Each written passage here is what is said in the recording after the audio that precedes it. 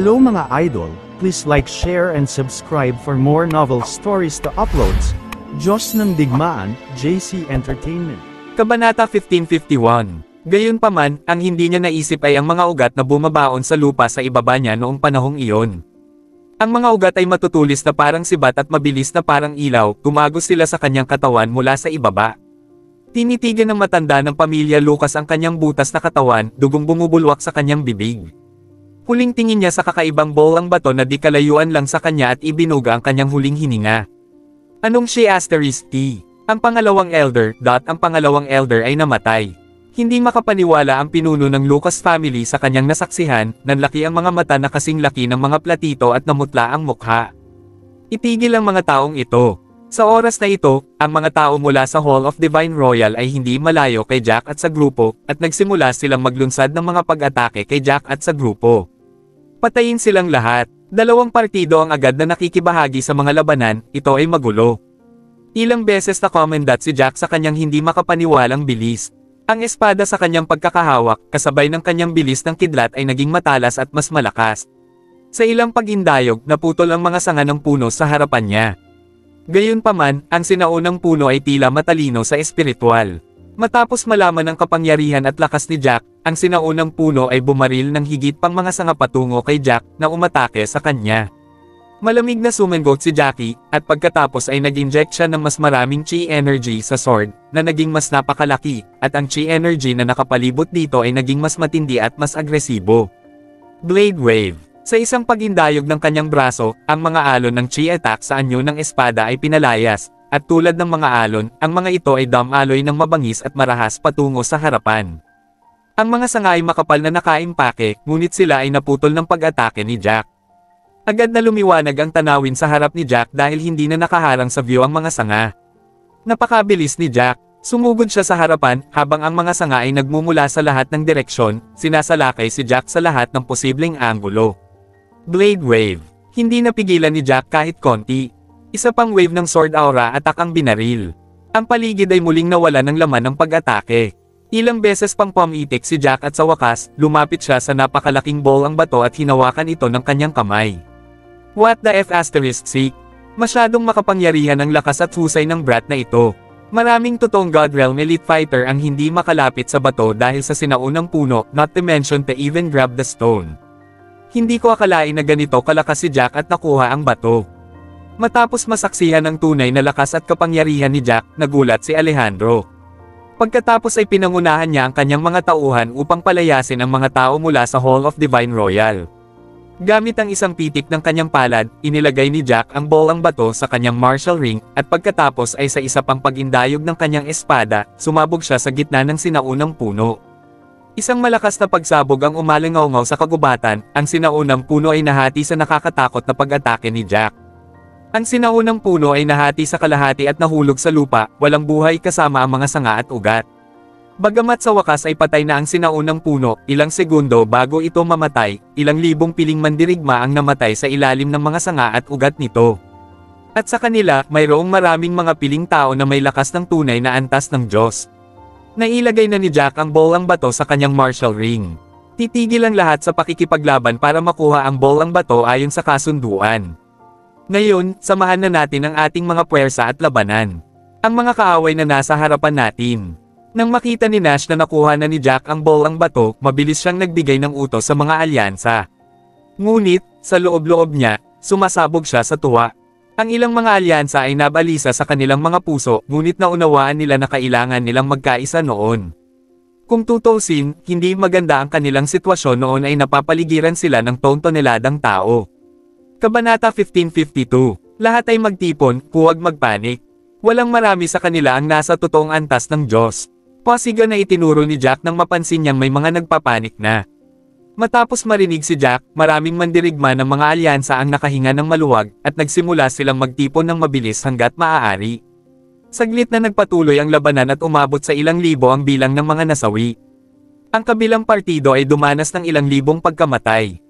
Pagkaraan ng ilang minuto, napagtanto ng Master of the Hall of Divine Royal ang pinakamalaking isyu sa kanyang grupo matapos labanan si Jack at ang kanyang mga tao. Bagamat nalampasan nila ang kabilang partido, si Jack at ang kanyang mga grupo ay may mas maraming manlalaban sa huling yugto at peak stage ng True God Realm. Karamihan sa kanyang mga tauhan ay nasa demigod level lamang. Pagkatapos ay iwinagayway niya ang kanyang kamay, iminuwestra ang kanyang mga tauhan na itigil ang pag-atake, at palibutan si Jack at ang kanyang mga grupo. Kayong mga taga-mainland, anong lakas ng loob ninyong pumasok sa teritoryo ng dagat natin? Mas masahol pa, sa Black Windy Island. Naghahangad ba kayo ng kamatayan? Anumang kayamanan o bato ang nakuha ninyo ngayon, ibigay. Isang elder ng isang malaking clan mula sa Black Windy Island ang tumayo at itinuro si Jack at ang iba pa na may hawak na espada sa kamay. Ang kanyang tono ay mayabang at agresibo. Tama siya, hindi hihigit sa 180,000 lalaki na lang ang natitira mo, at halos 300,000 lalaki na ang kasama namin. Paano mo kami lalabanan, ha? Ngayon, ibigay mo ang mga kayamanan na iyan, pagkatapos ay maaari naming isipin na palayain kayong lahat. Kung hindi, wala kaming pakialam na magbuhos ng dugo at patayin ang bawat isa sa inyong mga sampay na nanghihimasok dito. Tumawa ng masama si Elder Hartman. Ang master ng Divine Royal Hall, sa kabilang banda ay nakasimangot. Talagang hindi niya maintindihan ang mga barbarong ito mula sa mainland. Ilang sandali lamang ang nakalipas, pilit nilang inaagaw ang bato sa isa't isa, ngunit nauwi sa pagsanib puwersa upang labanan sila. Isa pa, ang mga barbarong ito ay naglakas loob na titigan sila ng may galit dahil sa panghihimasok sa kanilang isla. Anong loika iyon? Bakit? Bakit hindi nila naisip ang patayin ang binatang iyon na nakakuha ng bato? Ngunit mula sa paraan ng pagkabaliw ng kabilang partido sa sinaunang puno para lang makuha ang bolang bato, masasabi niyang may katiyakan sa kanyang puso na ang bolang bato ay malapit na nauugnay sa paglusot sa sukdulang kaharian ng Diyos. Nako, sa totoo lang, matagal ko nang alam na may mga asong nakabuntot sa aming likuran ng palihim. Sa gulat ng lahat, hindi man lang kinabahan si Jack kahit na napapaligiran siya at ang grupo ng napakaraming manlalaban. Ngumiti siya ng malumanay at pagkatapos ay sinabi sa mahinahong tono, pero, dapat sa labas ng iyong inaasahan na magkakaisa tayo ng napakaraming araw at hindi nawalan ng maraming lalaki. At saka, hindi mo akalain na pagkatapos kong makuha ang kayamanan ay hindi lamang huminto sa pag-atake ang iba, ngunit lubos din kaming nagkakaisa na lumaban sa iyo, hindi ba? Ang mga sulok ng bibig ng kabilang partido ay kumikibot nang hindi sinasadya ng marinig ang mga salita ni Jack. So what if it is? You guys are now surrounded by so many of US, do you think you can run? Away, sumagot ang master ng Hall of Divine Royal sa malalim na boses. Hahaha, nakakatawa. Well, let me give you a piece of advice, you and your men better get out of the way. You really have the number, but the unison and the overall combat prowess are way too weak compared to our. Wala kang kasing lakas na manlalaban na gaya namin. Ngayon, sabihin mo sa akin, sa tingin mo ba matatalo mo kami? Gayunpaman, tumawa si Jack bilang ganti. Kailangan nating bumalik sa ating lupain, kaya't lalaban tayo ng husto para sa ating buhay. Huwag mong sabihing ipaglalaban mo kami hanggang kamatayan para lamang sa isang bagay na hindi mo alam kung ito ay isang kayamanan. Tama, ipaglalaban natin ang buhay natin. Huwag mo kaming maliitin. Hindi madali para sa iyo na talunin kami. Sabay-sabay na sigaw ni Daniela at ng iba, matalas ang tono at agresibo. Pagkatapos ng lahat, kung maaari nilang bigyang daan ang kabilang partido, natural na ito ay isang mas mahusay na ideya, dahil hindi nila kailangang magbayad ng hindi kinakailangang presyo ng pagkawala ng kanilang mga tauhan. Hey! Bitawan mo! Oo naman! Tumawa ng malakas ang master ng Hall of Divine Royal. Gayunpaman, dapat mong ibigay sa amin ang bagay na iyon, kung hindi, hindi iyon paraan para palayain ka namin. Kabanata 1553. What makes you think that we're not united, Pump? You guys are just a rabble of several families. Bagamat mayroon tayong mga lalaki mula sa iba pang powerhouses sa loob ng teritoryong dagat na ito, sila ay nasa ilalim ng Hall of Royal Divine at nagtutulungan sa amin. Para kaming isang malaking pamilya. So, aling partido sa tingin mo ang mas nagkakaisa sa kasong ito? Kami o ikaw? Hinarang ni Elder Mosley at masungit na tumugon. Oo, Brat, pag-isipan mong mabuti. Kung ibibigay mo sa amin ang bolang bato, maiiwasan mo ang hindi kinakailangang pagkamatay ngunit kung hindi. Nag-iimbite ka ng gulo sa grupo mo. Matapos pag-isipan ang bagay na ito, ang Master of the Hall of Divine Royal ay sinadyang naghasik ng hindi pagkakaunawaan sa pagitan ni Jack at ng kanyang mga kaalyado sa pagsasabing, makinig, ang mga pamilya maliban sa batang ito na may bato ay maaaring umalis sa lugar na ito, hahayaan ka naming umalis dahil hindi mo pa rin nakuha ang kayamanan. Hindi mo kailangang ipagsapalaran ang iyong buhay upang manatili sa brat na ito. Siyempre, kung gusto mo ring umalis ang pamilya ng brat na ito. Tama. Maaaring umalis ang ibang mga pamilya sa lugar na ito, hindi mo pa rin nakuha ang kayamanan. Ang mga hindi nakakuha ng kayamanan ay maaaring umalis, hindi mo kailangang mamatay dito kasama ang brat na ito. Tumanggaw si Elder Locke at agad na ay nalalayan ang kanyang amo. Naniniwala siya na kapag pinagtibay nila ang ibang mga pamilya at binigyan sila ng pagkakataong mabuhay, tiyak na maaapektuhan ang pagkakaisa sa kanila. Hindi naman kasi sila galing sa iisang pamilya at kadalasan kapag may ganitong sitwasyon ang mga tao, mas pipiliin nilang manatiling buhay. Kung tungkol sa pamilya ng brat na iyon, hindi marami sa kanila. Kaya, hindi mahalaga kung palayain nila sila o hindi, dahil mamamatay pa rin sila mapatay man nila o ng mga halimaw na hayop sa kagubatan. Gayunpaman, hindi nila alam ang kasunduan sa pagitan ni Jackie at ng mga pamilyang ito. Kung walang ganoong kasunduan, iniwan ng mga pamilyang iyon si Jack at ang kanyang pamilya. Dahil sa naunang kasunduan ni Jack sa iba pang mga pamilya, na kung mayroong anumang pamamaraan o pamamaraan mula sa kayamanan, ang taong nakakuha ng kayamanan ay ibabahagi ito sa iba. Sa ganitong paraan, maaaring matikman ng lahat ang benepisyo, ipinahiwatig din nito na ang bawat pamilya ay nagkaroon ng pagkakataon na makuha ang mga benepisyo ng bolang bato. Kaya, paano nila isusuko ang napakagandang pagkakataon? What the hell? Walang aalis sa kanila. Makalipas ang ilang oras, walang sino man sa kabilang partido ang may balak na umalis, lahat sila ay tumayo at walang umalis sa eksena. Ang sitwasyon ay naging palaisipan sa mga tao ng Hall of Divine Royal. Hey! Natatakot ako na baka mabigla ka namin ngayon. Si Jack ay tumawa ng mapakla, hinawakan niya ng mahigpit ang espada sa kamay at itinutok sa harapan. Lahat, makinig. Dahil tumanggi silang lumayo sa atin, lalabanan natin sila, bugbugin, at papatayin, hanggang sa maunawaan nila na hindi tayo dapat guluhin. Patayin! Ang lahat ng mga alyansa ay sabay-sabay na sumigaw, na para bang sila ay naudyukan ng Tame Time at masigasig na aura na ibinubugan ni Jack. Patayin silang lahat. Ang Master ng Hall of Divine Royal ay nagngangalit ang kanyang mga ngipin at inutusan ang kanyang mga tauhan ng malakas. Nag-aatubili siyang lumaban sa kabilang partido, pagkatapos ng lahat, kahit na siya ay nanalo sa labanan, ang pagkatalo ay magiging napakalaki upang tiisin. Ngunit nang maisip niya na ang bolang bato ang tanging paraan upang makapasok sa pinakamataas na antas ng Diyos, ang toksong iyon ay nagpang-agot sa kanya ng kanyang mga ngipin at nagbigay ng utos. Ang magkabilang panig ay sumugod sa isa't isa at mahigpit na nag-away. Ang nakakatakot na tunog ng labanan, muli, ay tumagos sa nakakatakot na Black Windy Island. Swoosh! Dala ang pinong espada sa kanyang kamay, lumipad si Jack sa harapan ni Elder Hartman sa isang iglap. Sa sunod-sunod na sigawan at hiyawan kanina, masasabi ni Jack kung sino sa mga taong ito mula sa Hall of Divine Royal ang may hawak na importante at may awtoridad na posisyon sa kanila. Kung nagawa niyang pumatay ng ilang tao na may lakas ng pinakamataas na antas ng tunay na Diyos, ang ibang mga tao sa kabilang banda ay natural na matatakot. Sa oras na iyon, ang kanilang moral ay maaapektuhan. Bukod dito, wala silang maraming tao na may lakas ng tunay na antas ng Diyos, kaya, sa huli, sila ay matatalo ng lubusan. Walang silbi na magkaroon ng mas maraming tao kaysa iilan na may tunay na lakas at kapangyarihan. Kabanata 1554. Hahaha, binata, ako ang kanang kamay ng aming Panginoon. Sa tingin mo ba mapapatay mo ako dahil lang sa sinabi mo? Mangarap ka, pump. Sinimanggutan ni Elder Hartman si Jack. Hindi ba nakakatuwa na hampasin siya ng hindi kilalang brat na tulad ni Jack? Not to forget na mas bata si Jack sa kanya. Kaya naman, hindi lang siya natakot kay Jack, kundi tinuwanan din niya ito dahil sa pagiging musmos. Sumasabog pa nga siya sa tuwa at excitement sa puso niya. Ang kakaibang bolang bato ay nasa kamay ng brat na iyon, kung nagawa niyang patayin ang brat na ito at kunin ang kanyang martial ring, kung gayon ang bolang bato ay sa kanya. Napakagandang pagkakataon. Walang makakapansin na kinuha niya ang martial ring ni Jack pagkatapos niyang patayin dahil magiging abala ang lahat sa pakikipaglaban at pagtatuboy sa mga kalaban, walang sino man ang malayang bantayan ang bawat hakbang niya. At siya lang. Kailangang patayin ang brat na iyon, panatilihin ang kanyang singsing, at magkunwaring lumaban saglit, pagkatapos ay tumakas mula sa labanan patungo sa labas ng kagubatan. Binalak niyang humanap ng isang lihim na kuweba at pag-aralan ng kakaibang bolang bato.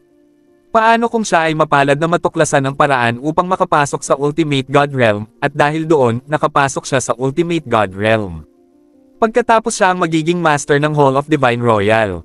Siyempre, kung wala siyang matuklasan mula sa bolang bato, babalik siya sa Hall of Divine Royal at sasabihin sa lahat na natatakot siya na habulin siya ng kabilang partido at agawin pabalik ang martial ring, kaya maaari lamang siyang umalis sa larangan ng digmaan gamit ang singsing at magtago muna sa ibang lugar. Ito ay tunog makatwiran at lohikal. Halos hindi maitago ng mga mata ni Elder Hartman ang kanyang tuwa at pinanibik habang iniisip niya. Gamit ang isang pitik ng kanyang palad, may lumitaw na espada sa kanyang kamay at tinurok niya ang chi energy sa kanyang espada. Isang mas mataas na antas ng espiritual na kasangkapan. Agad na nagningning ang mga mata ni Jack nang makita niya ang espada sa kamay ng matanda. Gaman ang kanyang kalooban. Kung nagawa niyang agawin ang espadang ito mula sa kanyang kamay, magkakaroon siya ng isa pang hindi kapani-paniwalang kayamanan. At hahayaan niyang gamitin ng kanyang ama ang mainam na espadang iyon. Iyon ay dapat na makapagpapataas ng pangkalahatang husay at lakas sa pakikipaglaban ng kanyang grupo. Oh, Brat, iniisip mo bang agawin ang aking mas mataas na antas na espiritual na sandata? Pasensya na kung hindi mo magagawa iyon, sa halip, kukunin ko ang espiritual na sandata na nasa iyong kamay. Tumawa ng sarkastikong si Elder Hartman. Kinuyam ang hilt ng kanyang espada, tinadtad niya pasulong si Jack. Habang tinadtad niya ang kanyang espada patungo sa harapan, isang malaking halaga ng enerhiya ng chi ang namuo at naging isang malaking isda. Ang malaking isda ay mabilis na umangkas kay Jack. Wow! First time kong makakita ng ganyang martial technique. Ang pag-atake ng malaking isda na chi ay hindi mukhang malakas. Ngunit dahil napakalaki nito, malaki rin ang epekto ng banggaan. Kung ang isa ay tamaan ng higanting isda na ito, tiyak na hindi maiiwasan ang matinding pinsala. Swoosh! Si Jack din, tinadtad sa harapan gamit ang kanyang espada. Sa isang kisap mata, nabuo ang isang sword aura sa loob ng makapal na chi aura casing na lumikha ng nakakatakot na pag-atake. Naglaslas ito na parang isang arko ng liwanag. Ayaw mo man lang gumamit ng kahit anong martial technique. Sa tingin mo ba ay makakagawa ng anumang pinsala ang gayong pag-atake sa higanting isda? Napakawalang muwang mong Brat, napangisi si Elder Hartman nang makita ang tila mahinang pag-atake ni Jack. Hindi siya masaya kahit kaunti. Paanong mababa ang tingin sa kanya ng Brat na ito sa pamamagitan ng paghahagis ng gayong mahinang pag-atake? Boom! Gayunpaman, sa sumunod na segundo, si Elder Hartman ay ganap na nakatali. Ang malaking isda na pinalayas niya ay ganap na nawasak ng pag-atake ni Jack. Higit pa rito, ang pag-atake ni Jack ay hindi pinawi ng kanyang malaking isda, ang natitira at natitirang pag-atake ni Jack ay dumiretso sa kanya. No freaking way! My fish is destroyed, ganun na lang. At, walang ibang nararamdaman si Elder Hartman kundi bulag na pagkabigla at takot sa ngayon, nanlaki ang kanyang mga mata, at bumagsak ang kanyang panga sa lupa, hindi man lang gumamit ng kahit anong martial skill si Jack, casual lang ang pag-atake niya. Paano masisira ng casual na pag-atake ang kanyang malalaking isda? Muling sumuntok si Elder Hartman sa harapan, noon lamang niya nagawang sirain ang natitirang lakas ng pag-atake ni Jack. Baka sa kanyang mga mata ang pagiging solemna at kalungkutan habang nakatitig sa binata sa kanyang harapan. Well, mukhang ang kanang kamay ng Master of Divine Royal Hall ay hindi kasing lakas ng sinabi niya.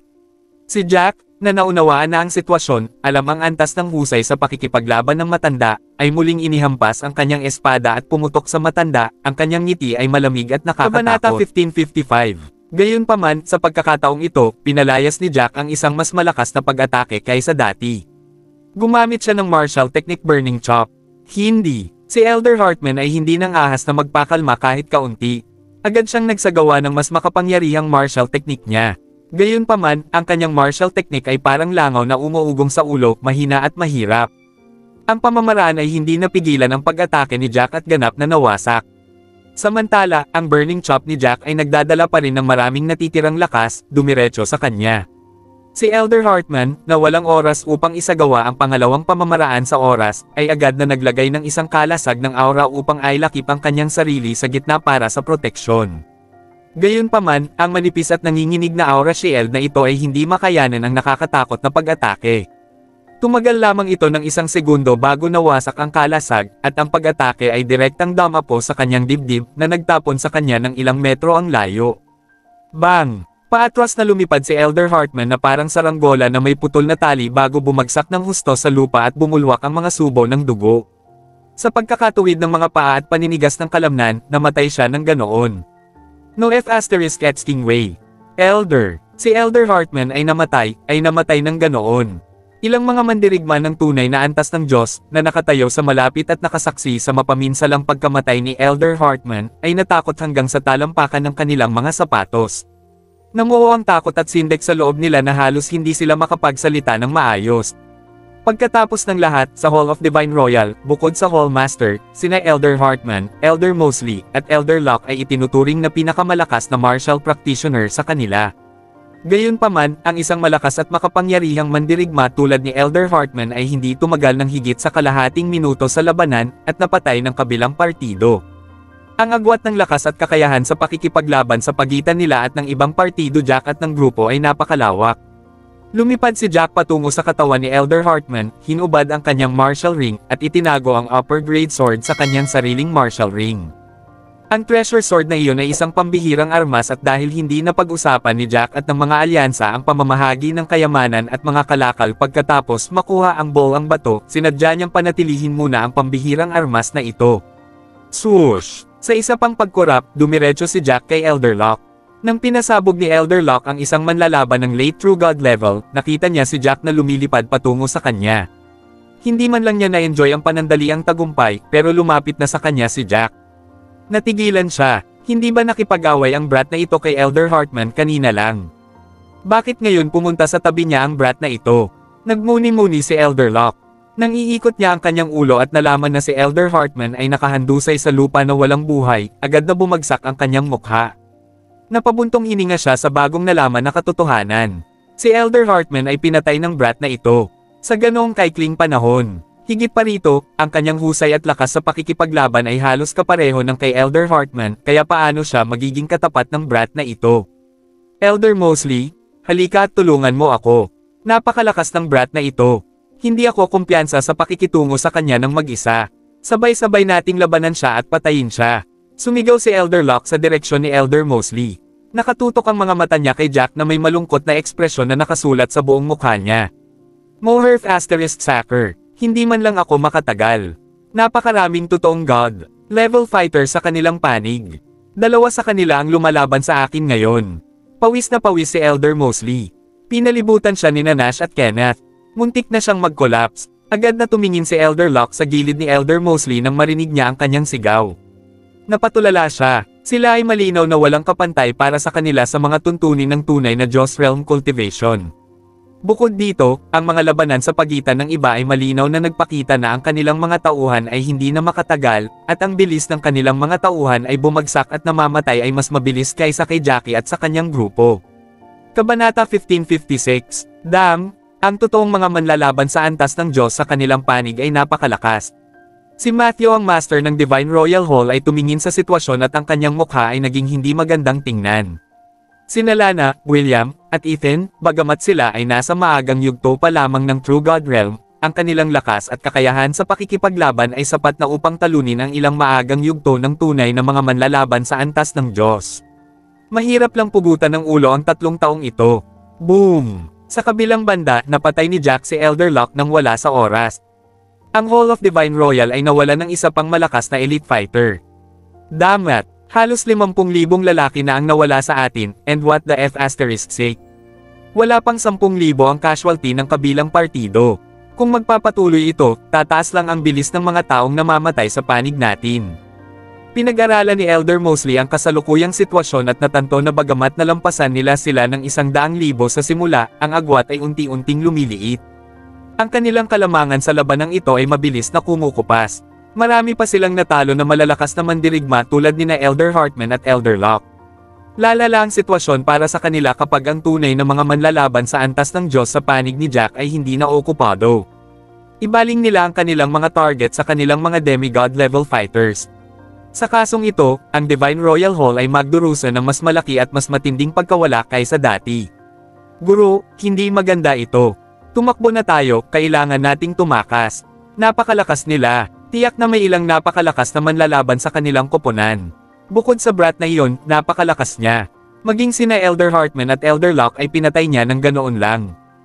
Kinagat ni Elder Mosley ang kanyang mga ngipin, nilunok ang kanyang pagmamataas, at lumipad ng malayo mula sa larangan ng digmaan bago niya binalaan si Matthew. Shit! Damat! Nag-aatubili si Matthew na sumuko, ngunit ano pa ang magagawa niya? Sa ganoong sitwasyon, alam niyang kung magpumilit siya, mawawala sa kanya ang buong bulwagan. Ito ay isang ganap na pagkatalo. Higit pa rito, ang binatang iyon, ang Beastard na iyon, ay pinatay kapwa sina Elder Hartman at Elder Locke sa loob ng ilang minuto, at kung ang Beastard na iyon ay dumating sa kanya, tiyak na hindi siya mapapantayan. Umalis. Lahat, umatras. Kinawian ni Matthew ang kanyang kamay, sinenyasan ng lahat na umatras. Pagkatapos ay itinapon niya ang isang tipak ng chi, umikot sa paligid at naging anino, tumakas sa malayo. Tumakbo. Pati ang Hallmaster nila ay tumakas, paano naman ang mga underlings ng Hall of Divine Royal? Hindi na sila na-motivate na lumaban. Isa-isa silang tumakas sa tanawin na parang mga langgam na tumatakbo palayo sa isang patak ng tubig magulo at nakakalat. Swoosh! Shoo! Swoosh! Sunod-sunod na kumikislap si Jack, pinatay ang ilang piling mandirigma ng tunay na antas ng Diyos mula sa Hall of Divine Royal, saka lang niya itinigil ang pag-atake. Patayin! Hinabol at pinatay ng pangkat ni Jack ang isa pang 10,000 lalaki nang makita nilang tumakas ang mga taong ito. Hinabol nila ang mga nakatakas ng medyo malayo. Tumigil ka sa paghabol. Sigaw ni Jackie. Masyadong maraming tao ang kabilang partido. Matagumpay nilang napatay ang marami sa kanila, ngunit magdaranas din sila ng malaking casualty kung patuloy nilang hahabulin sila kahit na sila ang mananalo sa huli. Bukod dito, ngayon na si Jack at ang iba pa ay nakapatay ng maraming tao, lalo na ang malalakas na mandirigma sa kabilang panig, ang kabilang partido ay dumanas ng matinding pagkalugi. Dahil natupad na ang kanilang layunin, hindi na nila kailangang ituloy ang kabilang partido. Hahaha, Young Master Jack, napakalakas mo talaga. Napatay mo ng mag-isa ang ilang malalakas na manlalaban ng tunay na antas ng Diyos. Gaano ka Jose iyon? Tinukso ni Kevin si Jack habang lumipad papunta sa kanya. Linisin natin ang larangan ng digmaan. Pagkatapos ay ipamahagi natin ang mga samsam ayon sa merito. Si Jack ang may pinakamaraming kontribusyon, kaya iminumungkahi ko na hayaan siyang ipamahagi ang mga ito mamaya. Ano sa palagay mo? Kabanata 1557. Ipinanukala ni Alejandro ang kanyang mga saloobin sa karamihan.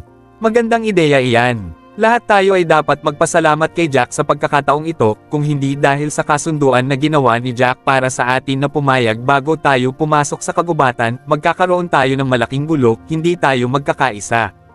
At kung hindi tayo nagkakaisa, nanakawan tayo ng bolang bato ng mga taong iyon. Ang ulo ng pamilya Lucas ay iniyuko ang kanyang ulo upang ipakita ang pagsang-ayon. Gayunpaman, hindi niya nakalimutang paalalahanan si Jack, Young Master Jack, kung ang batong bola na ito ang talagang daan patungo sa pinaka-Diyos na kaharian at maaari itong gamitin ng paulit-ulit, inaasahan namin na hindi makakalimutan ni Young Master Jack ang aming kasunduan. Ang mga tingin ng lahat ay biglang nabaling kay Jack sa takot na itago ito ni Jackie nang hindi ito ibinabahagi ayon sa kasunduan. Ngayon, naunawaan na ng pamilyang puti ang pangkalahatang sitwasyon. 5 tao lang ang nakarating sa rurok ng True God Realm, at sa 5 ito, si Jack ang nanguna sa listahan, kaya niyang labanan at pigilan ang ilang mga lalaki gamit ang lakas ng rurok ng True God Realm ng mag-isa. Kaya naman, ang kabuoang lakas at kakayahan sa pakikipaglaban ng pamilyang puti ay tumaas ng husto, maaari pa silang manalo laban sa Cloud Sky Sect. Kung hindi dahil sa katotohanan na walang maraming manlalaban sa gitnang yugto o huling yugto ng True God Realm sa White Family, ang White Family ay magiging mas malakas kaysa sa karamihan ng mga sinaunang clan kabilang ang Supreme Clarity Sect at ang Flying Eagle Sect. Ang pamilyang puti ay hindi na kailangang matakot sa mga angkan na iyon. Mangyaring maging panatag. Kung may natuklasan ako tungkol sa bolang bato na ito, tiyak na makikipag-ugnayan ako sa inyong lahat. Siyempre, kung ang bolang bato ay nagpapahintulot lamang sa isang tao na makapasok sa pinakamataas na antas ng Diyos, hindi ko magagawa. Kahit ano pa, mangyaring patawarin mo ako sa pagiging medyo walang kapangyarihan sa ganoong sitwasyon. Tumingin si Jack sa crowd at seryosong sabi. Siya nga pala, para sa mga martial ring ng mga namatay sa labanang ito, ang mga tao ng parehong pamilya ay dapat na panatilihin ito. Hindi ito maituturing na mga samsam sa digmaan. Ang mga samsam sa digmaan ay dapat na mga kayamanan sa loob ng martial ring ng mga kalaban. Matapos mag-isip-isip ng ilang segundo, ipinaalam ni Jack sa mga tao. Ang mga third class at second class na pamilya na dumanas ng matinding pagkawala, ay nagpasalamat kay Jack sa pagiging maalalahanin sa kanila. Pagkatapos ng lahat, ang mga pamilyang ito ay nawala ng maraming tao, at hindi patas sa kanila kung kailangan nilang kunin ang kayamanan mula sa mga singsing ng militar ng kanilang mga patay na lalaki at ibahagi ito sa iba. Umalis na tayo sa lugar na ito. Tama, kapag lumabas tayo, kailangan nating maging mabilis. Kung tutusin, kung gaano tayo kalapit sa labas ng kagubatan, mas mababa ang halimaw na halimaw doon. Sa katunayan, kapag mas mabilis tayong umalis sa kagubatan, mas kapakipakinabang ito para sa atin. Matapos makolekta ng lahat ng pagnakawan, muli itong iminungkahi ni Jack sa karamihan. Hindi yun problema. Ngunit, Young Master Jack, medyo marami tayong nasugatan sa labanang ito, ano ang dapat nating gawin sa kanila? Dapat ba tayong maghanap ng lugar at hayaan silang gumaling muna sa kanilang mga pinsala? Nakakunot ang noo ni Shelby habang lumalapit kay Jack at sinabi ang kanyang pag-aalala. Malinaw sa puso ng lahat, kabilang ang mga ulo ng pamilya, nakita nila si Jack bilang isang mahalagang tao, malinaw na naging backbone si Jack ng grupo doon. Paano ito? Ang iba ay aalis sa kagubatan sa iba't ibang direksyon, at ang mga nasugatan ay sasakay kasama ang pamilyang puti sa ibabaw ng lumilipad na espada. Dapat silang sumando sa lumilipad na espada at hayaan ang kanilang gumaling ang mga sugat. Ito ay magiging mas ligtas na pumunta sa gitna. Kailangan muna nating umalis sa madugong lugar na ito dahil ang amoy ng dugo dito ay tiyak na makakaakit ng maraming malalakas na halimaw. Pagkatapos nating makalayo ng kaunti sa lugar na ito, makakahanap na tayo ng ligtas na lugar para makapagpahinga. Pagkatapos ay aalis ulit tayo bukas ng umaga. Matapos pag-isipan ng bagay, nag-propose si Jack sa mga tao. Ilang sandali pa ay umalis na si Jack at ang iba pa sa lugar na ito. Tama si Jack tungkol sa mga halimaw na hayop. Hindi nagtagal pagkatapos nilang umalis sa eksena, ang mga sangkawan ng nakakatakot at naghahanap ng dugo ng mga halimaw na halimaw ay lumipad patungo sa dagwang lugar at nilamon ang mga bangkay doon. Moherf *****, bakit ang lakas nila? Sa kabilang panig, sa oras na ito, ang mga tao ng Hall of Divine Royal ay tumakas ng malayo. Pagkatapos ay nagtipon sila sa isang lugar matapos malaman na hindi na sila hinahabol ni Jack at ng kanyang grupo. Isang malaking buntong hininga ang pinakawalan sa karamihan ng sabay-sabay. Oo, lalo na ang binatang iyon. Masyado siyang makapangyarihan. Paano magiging napakalakas ng isang binata na tulad niya? Ito ay ganap na hindi makatwiran. Huffily nasabi ni Elder Mosley na tumitibok ang kanyang puso. Kabanata 1558, Elder Mosley, ano na ngayon? Hindi ibibigay ng kabilang partido ang bolang bato. Gayon din, nagkakaisa sila, at hindi natin sila matatalo. Ang gulo. Si Matthew ay nasa mga tambakan at hindi niya alam kung ano ang susunod na gagawin. Sa isang kisap mata, nawalan siya ng mahigit 50,000 lalaki, kasama ang mga namatay bago ang labanan kasama si Jack at ang kanyang mga grupo, siya ay nasa isang malaking kawalan ngayon. Mas malala pa, ang malalakas na tao tulad nina Elder Locke at Elder Hartman ay pinatay din ng kabilang partido. Wala na talaga siyang ideya. Buntong hininga, wala na tayong ibang paraan. Napakaraming tao ang nawala sa atin, at ang mga nakaligtas sa mahirap na labanan ay nasugatan din. Kahit nahabulin natin sila ngayon, wala tayong kalaban-laban para sa kanila. Hindi banggitin na walang moral o espiritu sa pakikipaglaban sa atin. Kaya, sa ngayon, pansamantalang itigil natin ang ating pag-atake. Tahimik na tumingin si Elder Mosley sa mga tao at walang magawang umiling sa huli. Puno ng kawalan ng pag-asa ang tono niya. Pansamantala, anong ibig mong sabihin? Sinasabi mo bang may paraan pa, pag-asa, para makuha natin ang bolang bato? Agad na nagningning ang mga mata ni Matthew nang marinig ang sinabi ni Elder Mosley. Malinaw na mahalaga ang bolang bato na iyon, kaya ayaw ng mga taong iyon mula sa ibang pamilya ng mainland na mahulog sa ating mga kamay ang bolang bato. Marahil, naisip nila na kung ang bolang bato ay nasa kamay ng brat, magkakaroon pa sila ng pagkakataong agawin ito mula sa kanya kapag nakarating na sila sa mainland. At kung ang bolang bato ay nasa atin, hindi na ito magiging madali para sa kanila. Huminto si Elder Mosley ng ilang segundo bago nagpatuloy, kaya, sa palagay ko, iyon ang dahilan kung bakit sila nagkakaisa noon pa man at hindi sila nahulog sa aming pukana ng paghahasik ng alitan sa kanila. Sa halip ay nagpasya silang manatili. Oo, tama ka, buntong hininga, wala nang ibang paraan ngayon, di ba? Ang bolang bato na iyon, mas lalo silang nag-aatubili na isuko ito, mas nararamdaman kong ang bolang bato ay ang daan patungo sa tunay na kaharian ng Diyos. Ang Master of the Hall of Divine Royal ay bumantong hininga. Guro, ito ang iniisip ko. Dapat bumalik muna ang lahat para magpahinga, at pagkatapos ay magpapadala kami ng ilang tao sa kontinente at mag-scout. Kung may anumang balita tungkol sa Ultimate God Realm, alam namin. Tinitigan ni Elder Mosley si Matthew at pagkatapos ay sinabi, siya nga pala, gusto mo bang humingi ng tulong sa iyong senior?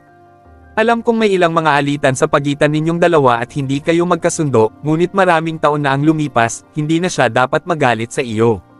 At saka, kung sasabihin mo sa kanya na may balita tungkol sa Ultimate God Realm, naniniwala ako na ang nakatatanda ay maniniwala, kung saan mo siya matutulungan na mabubuhay siya ng mahaba pang mga taon. Sa ganito kalahati ng ating trabaho ay itinuturing na tapos na. Senior ko, ilang pawalang na linya ang nabuo sa pagitan ng mga kilay ni Matthew at naging solemn na ang kanyang ekspresyon.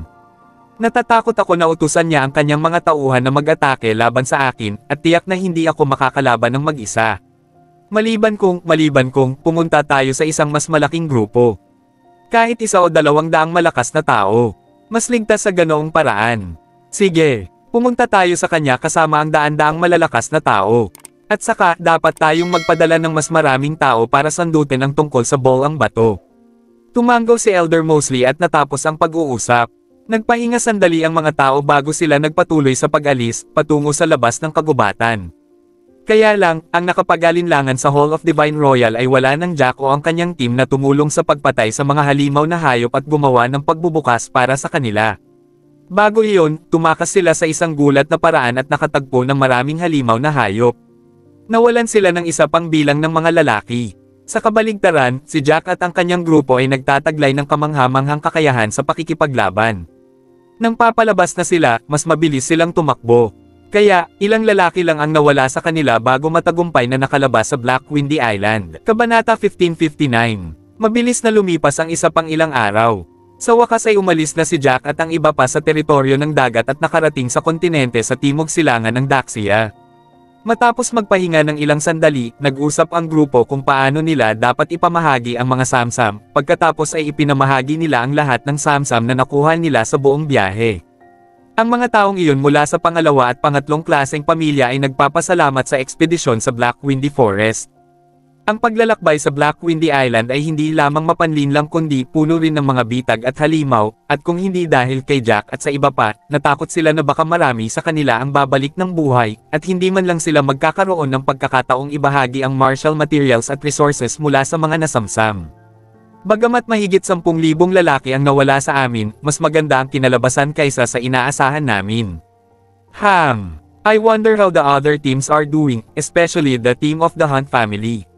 They were assigned with Bright Snow Mountain, and it's a lot nearer than Black Windy Island, probably, nakabalik na sila sa Daxia. I wonder what's the result. Nasambit ni Nash ang kanyang isip habang nagmumuni-muni. Well, base sa naobserbahan at naintindihan ko tungkol sa estilo ng paggawa ng pamilya ng Hunt, totoo na marami silang lalaki, at malalakas sila, ngunit tiyak na magkakahiwalay silang kumilos pagkatapos nilang sabay na pumasok sa bundok. Baka magaway pa sila at magpatayan para sa kayamanan.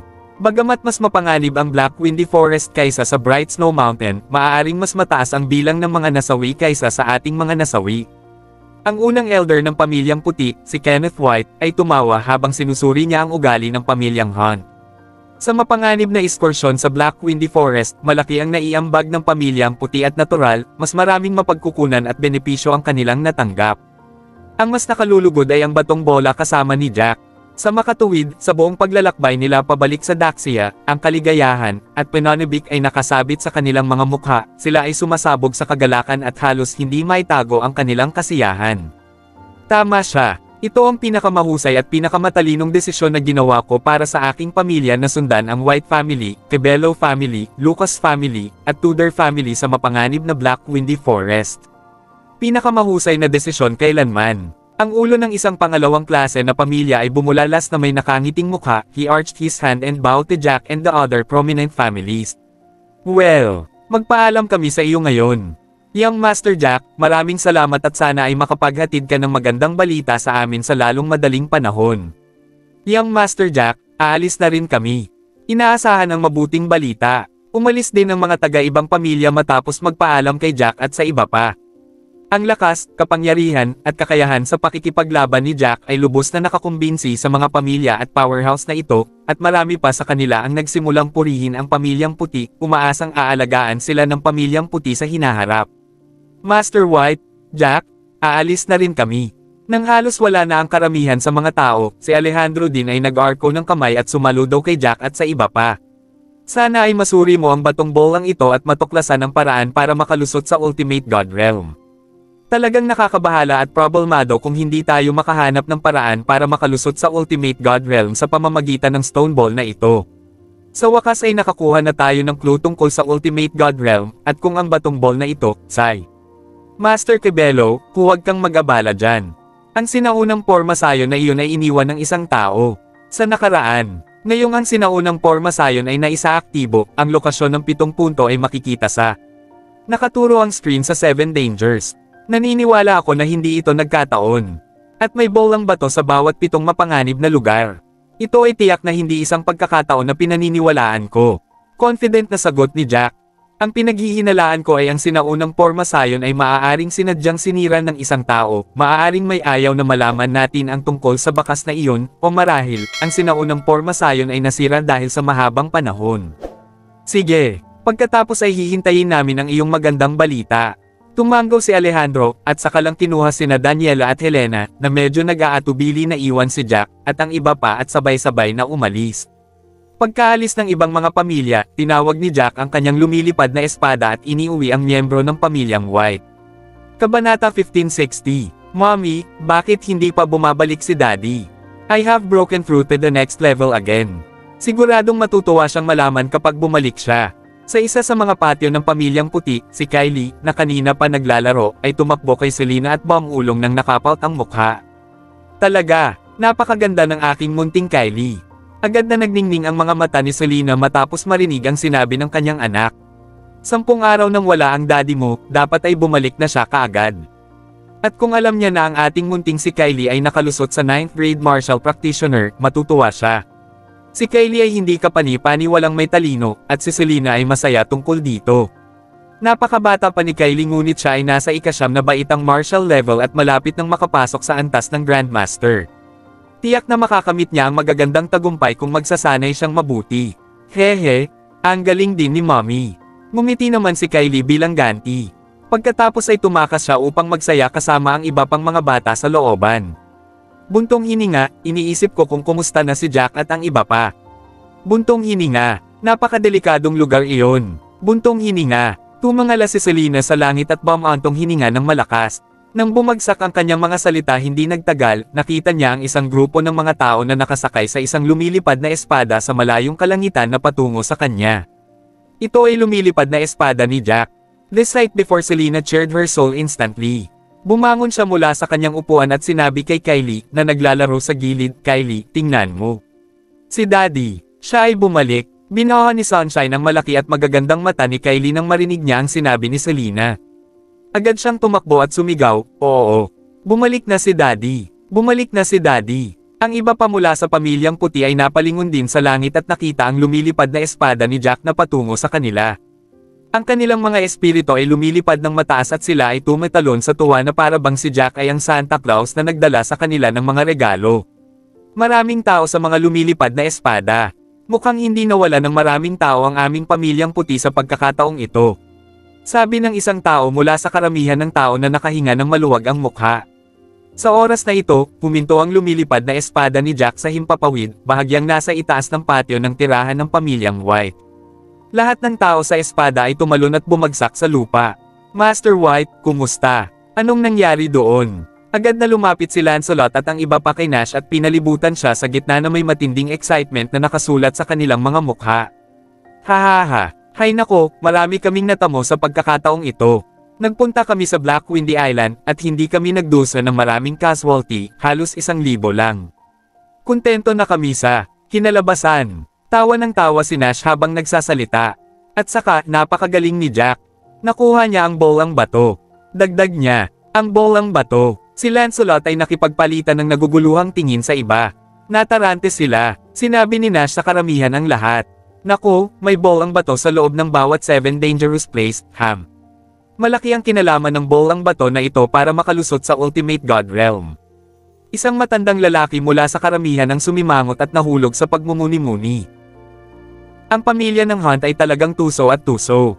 Alam nila na ang Black Windy Island ay ang pinakadelikadong lugar sa Seven Dangers, ngunit sila bilang isang malakas na pamilya ay piniling pumunta sa Bright Snow Mountain at ginawa kayong pumunta sa Black Windy Island. How unfair! Sa kabilang banda, si Lancelot ay hinihingal sa sitwasyon, nakakuyom ang kanyang kamao at mukha na nag-aapoy sa galit habang nagsasalita. Please subscribe and hit the notification bell for more novel stories. JC Entertainment.